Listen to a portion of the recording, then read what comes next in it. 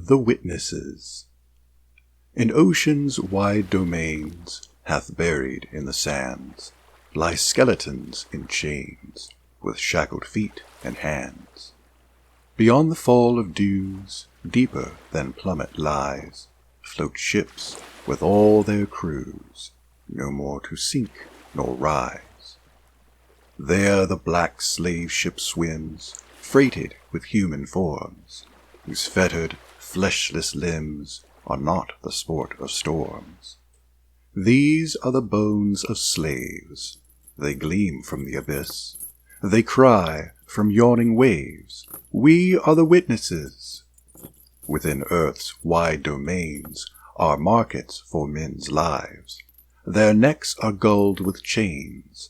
Their wrists are cramped with gyves.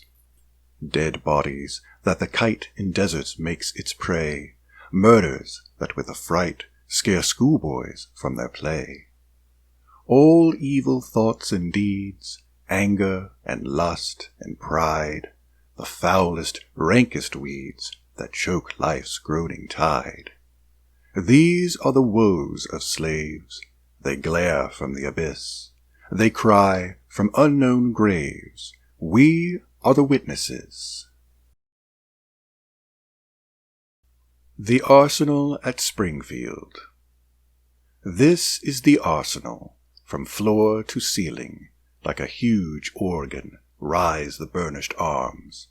But from their silent pipes no anthem pealing startles the villages with strange alarms.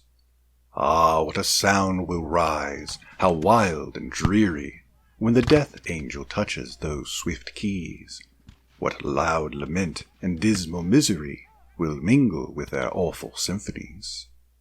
I hear even now the infinite fierce chorus, the cries of agony, the endless groan, which, through the ages that have gone before us, and long reverberations reach our own.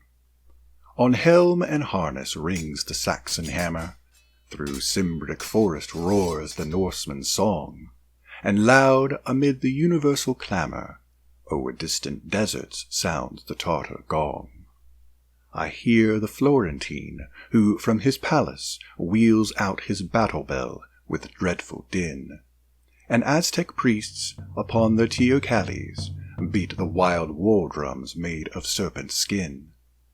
The tumult of each sacked and burning village, the shout that every prayer for mercy drowns, the soldiers' revels in the midst of pillage, the wail of famine in beleaguered towns.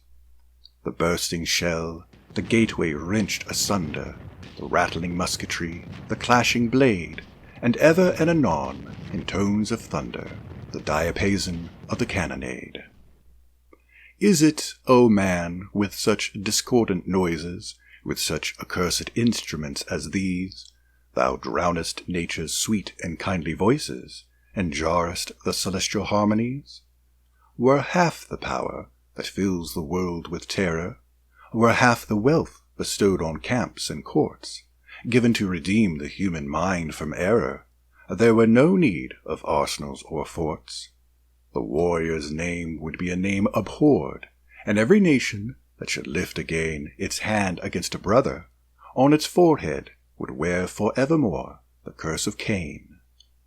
Down the dark future, through long generations, the echoing sounds grow fainter and then cease, and like a bell, with solemn, sweet vibrations, I hear once more the voice of Christ say, "Peace, peace," and no longer from its brazen portals the blast of war's great organ shakes the skies, but beautiful as songs of the immortals, the holy melodies of love arise.